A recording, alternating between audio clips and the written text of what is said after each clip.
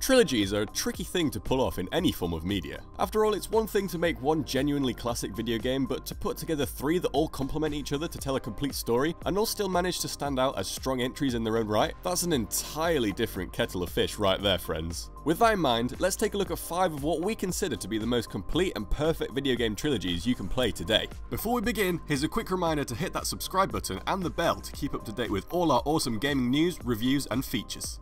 Many of the franchises on this list have had subsequent entries, but we're only considering the core story across the original 3 games. Oh, and there's no Uncharted on this list because Uncharted 3 isn't that good and the story didn't really finish properly till number 4. Sorry if you wanted to see Nathan Drake on here, but that's not happening. Thought we should get that out of the way up front. Modern Warfare Trilogy. The Modern Warfare Trilogy is in a bit of an odd position since World at War and Black Ops sit in between each entry in Infinity Ward's 3 titles, but despite this, the 3 Modern Warfare titles tell a gripping, self-contained narrative, quite unlike anything else we've ever seen from Call of Duty. The original Modern Warfare absolutely redefined the FPS genre and brought gaming into the mainstream in a huge way. While its sequels didn't quite have the same impact, they still offered the same frenetic gameplay, joyous multiplayer, and unforgettable maps, with an interconnected narrative across all 3 games packed with genuinely incredible moments. From Modern Warfare's jaw-dropping opening scene to the fall of the Eiffel Tower, Shepard's shocking betrayal, the death of Soap, and a disturbingly well-realised nuclear holocaust, the Modern Warfare trilogy was stuffed with twists, turns, and outstanding set pieces that are still talked about today. Batman: Arkham. Yes, there was an Arkham game between City and Night, and no, we aren't counting it, because Arkham Origins was a prequel, and it wasn't developed by Rocksteady, and it wasn't that good. With that out of the way, let's talk about Asylum, City, and Night, 3 damn near perfect Batman games by Rocksteady Games that told an epic, overarching story, which is at its core all about Batman and his relationship with this strange cast of enemies, most specifically the Joker. All 3 games absolutely nailed what it felt like to be Batman, combining open-world exploration, detective work, insanely rewarding stealth, and brutal combo-based combat. There were also tons of cool gadgets to play with before the 3rd game finally gave us what we all wanted, and let us tear around Gotham City in the goddamn Batmobile. Featuring incredible performances from Kevin Conroy and Mark Hamill, who are still the definitive Batman and Joker for many, the Arkham games offered one of the best Dark Knight stories around. With Warner Brothers still clearly unsure how to handle Batman on the big screen these days, they really should just adapt these games. They're that good. God of War.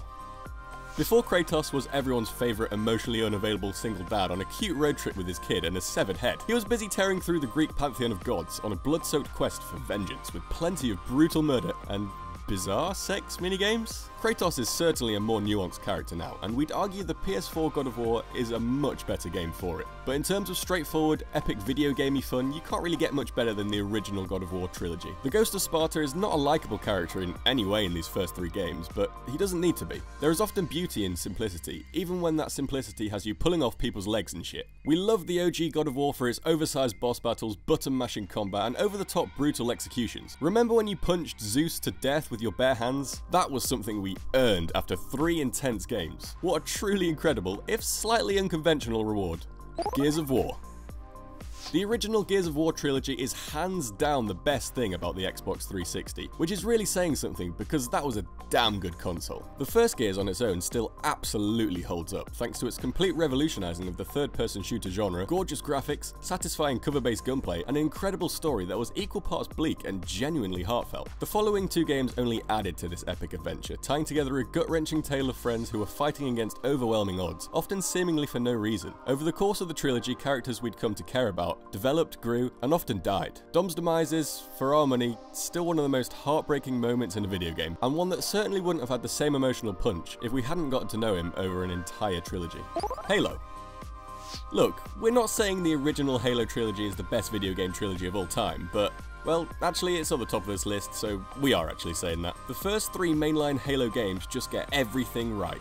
The shooting is smooth, responsive, and probably the best example of the FPS genre at that time. Bungie only continued to add to and improve on their magic formula over the games, making each one tighter than the last. Dual weapons in Halo 2? Oh, that shit was so cool. The multiplayer, both local and online, was endlessly addictive thanks to some world-class map design and genius weapons across all 3 games. And the music? The music in Halo gives me actual chills just thinking about it. The story was an epic, galaxy-spanning space opera that was packed with twists, turns, deaths, genuine scares, and at its heart, Master Chief and Cortana. A friendship so stupid on paper that we shouldn't care about it, and yet, over the course of 3 games, it's the driving force behind Bungie's masterpiece.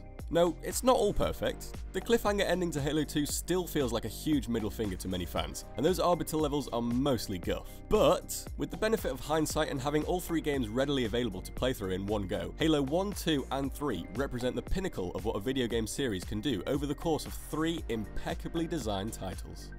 Do you agree with our choices? Let us know in the comments, and stick with UNILAD Gaming for more gaming videos, news, and reviews.